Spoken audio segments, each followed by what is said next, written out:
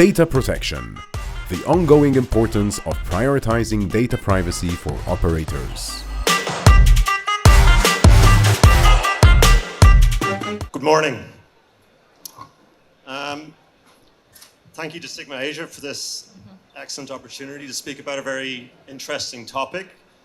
My name is Aidan Maughan. I am the VP of Product at BetDEX. Today I'm joined by three excellent guests to speak about this topic, the ongoing importance of prioritizing data privacy for operators. So I'm joined by Katrina Rodriguez, in-house lawyer at Winzir, Alexey Drobyshev, Senior Legal Counsel at Sumsub, and Brady Hiscox, Managing Director at Cosanta Technology Group. Morning all. Howdy. So I'd like to get started here with a general discussion around privacy concerns in our industry. So clearly privacy is a huge topic in technology in general. In what ways do you find that privacy uniquely impacts gaming? And what are some of your biggest challenges today in maintaining compliance in this area?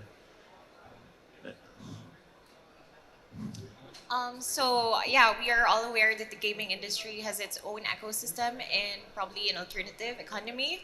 And if you notice, all of its operations would involve data processing. So let's say operators would gather personal and financial information before the player would be able to use our platform, especially those jurisdictions which would require KYC, and then this already includes data processing, and then the moment that we gather information, then the data privacy law would kick in. Also, in account authentication, we have to verify the identities of these players, and that's also some sort of data processing, right?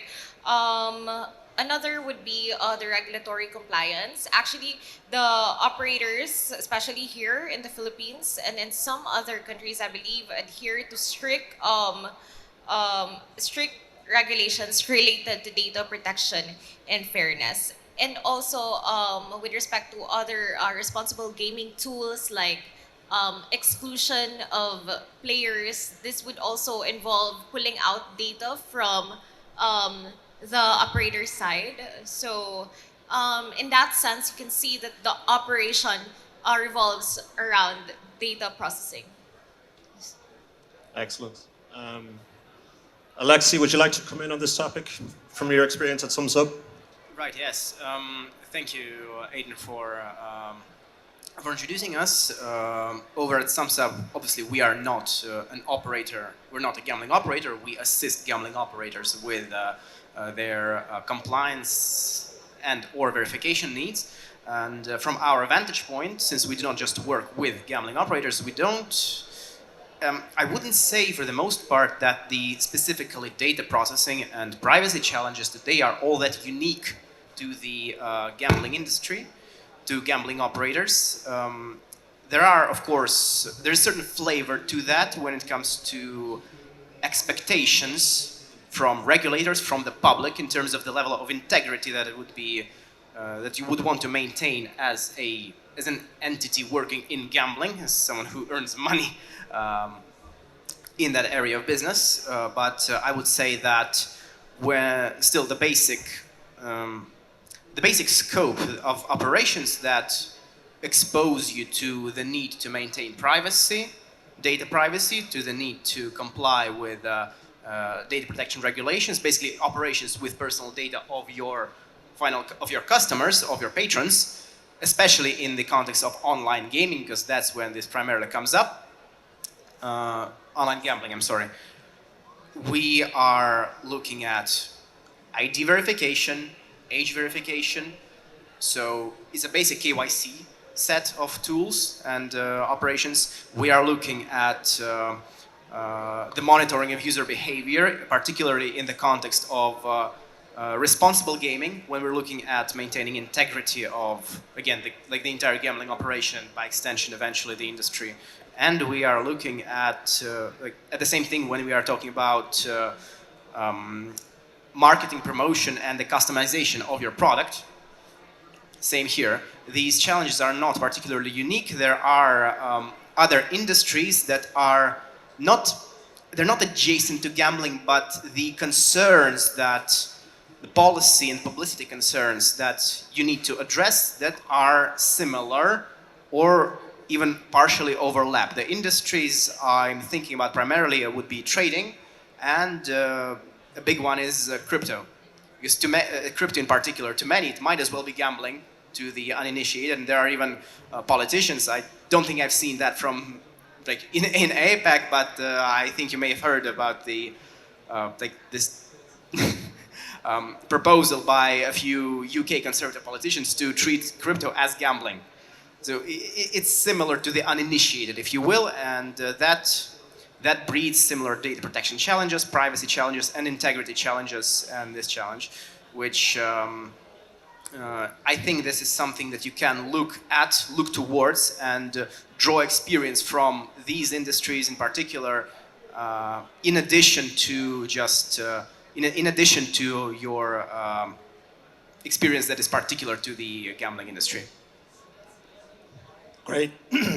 So we've had the B2C perspective, we've had the B2B perspective. Brady, have you got any reflections on what's been said so far? Yeah, I do. I think that where we're talking about what data we're collecting and storing, we're not talking about dealing with multiple jurisdictions, which is one of the main things that gaming, whether it's land-based or online, covers. When you're an online operator, you're going across borders effectively. One of the topics you mentioned was the EU, US, the new. What was the term they used? I forget, but they dropped the privacy shield, which was the former approach, and came up with a remediation framework.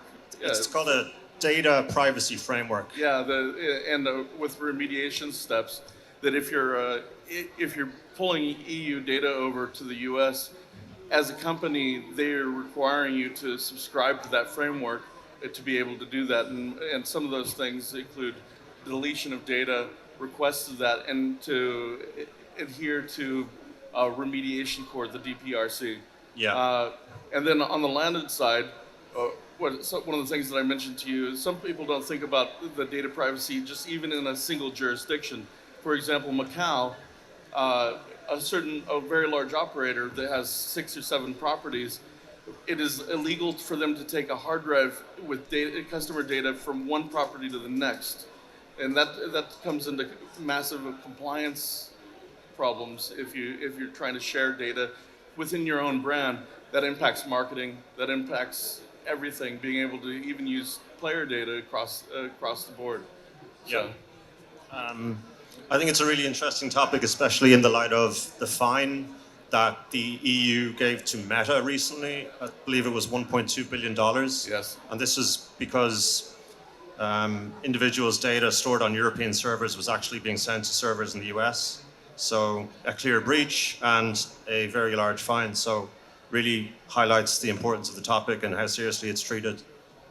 Yeah, I agree. And so especially when some of these operators start going from their land-based, like in the Philippines, for example, the main operators during the pandemic were also given PIGO licenses, Philippine inshore gaming operators licenses that turn them into online gaming operators.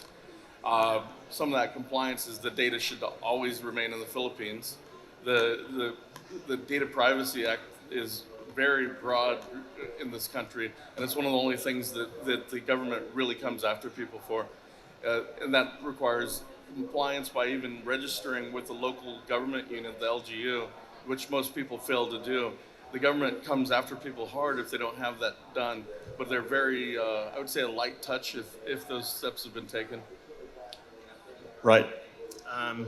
Anna, would you like to come in?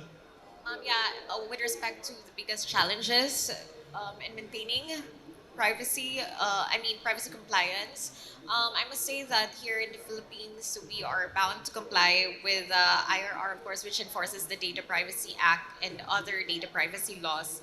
So for us, we really do specialize in people. We really do hire people specializing in data privacy, and I believe that once you have the right you have the right people and you have systems in place, then it won't be that difficult at all. But then, generally speaking, we should always we have to put up our guards with respect to cyber criminals, because that's really one of the main challenges that we have, not only here in the Philippines but also in other jurisdictions. So it is important to have an updated system in order to ensure that we'll be able to avoid legal interference, system interference, data theft, among other things. Yes, for sure.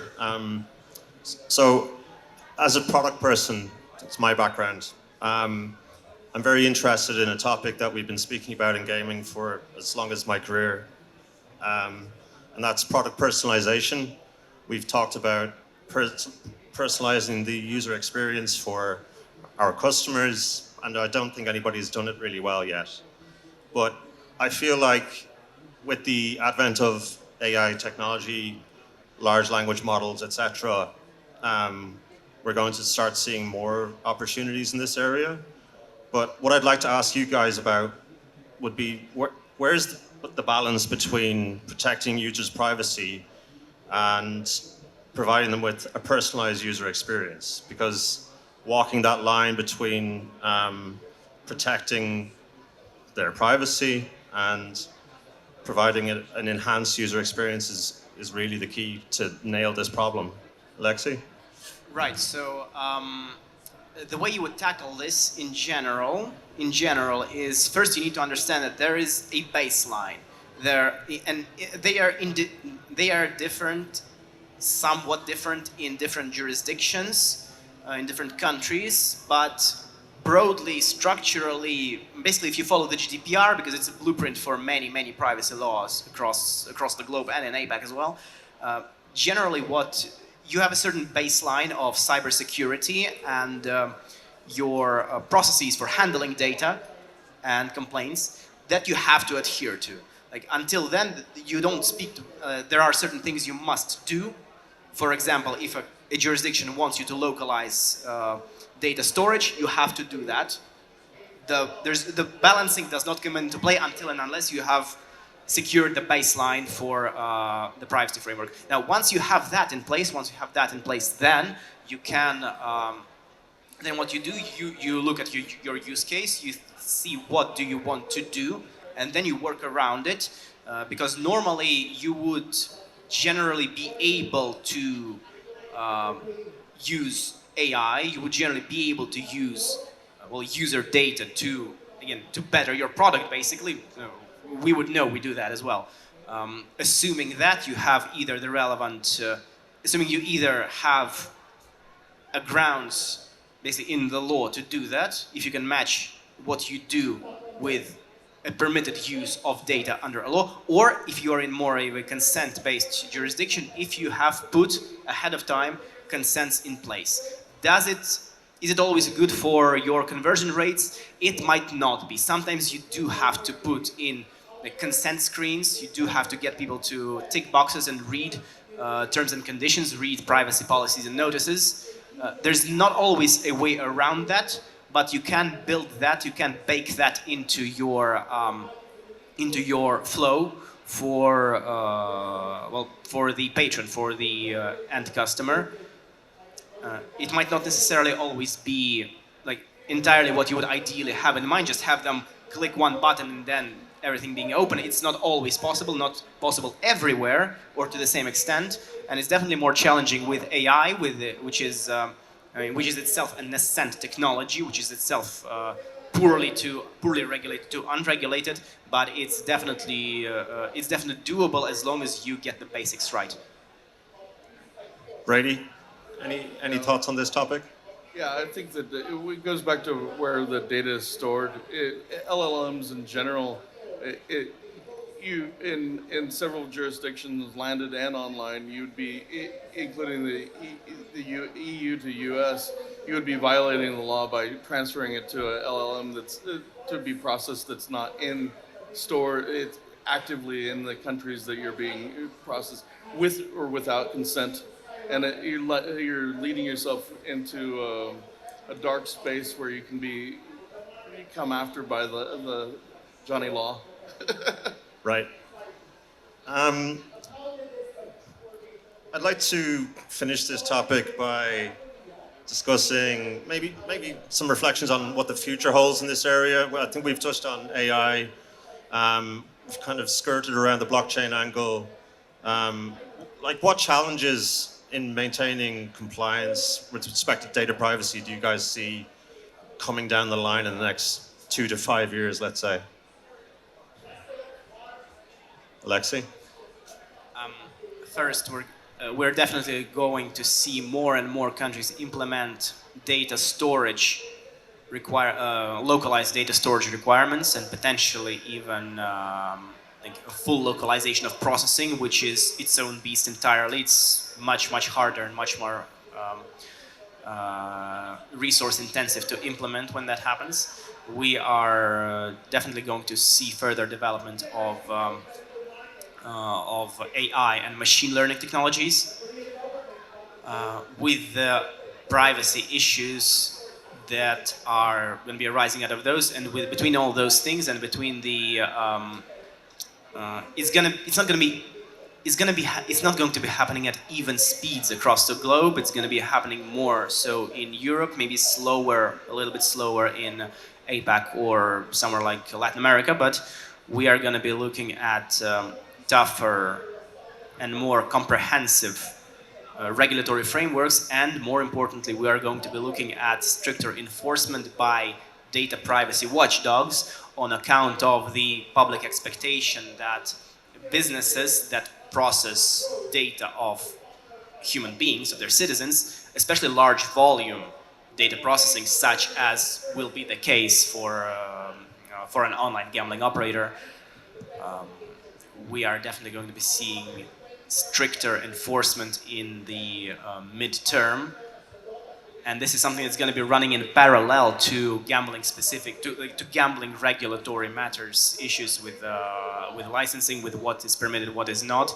and it's definitely going to be, for whoever is trying to operate globally, it's actually going to get more and more localized, because each and every jurisdiction, each and every regulatory privacy regulator and watchdog, they're going to be concerned about what you do with the data of their residents, of their citizens, and they will not care about anything else. And there's definitely going to be a need to build that into your flows, into your products, into your processes, and in general to give a damn about privacy. Like, that will be the expectation. So now we are actually incorporating the blockchain technology in our system as an operator, and I believe that the blockchain, the data in this blockchain technology is encrypted, so it makes it harder for the hackers to integrate the same.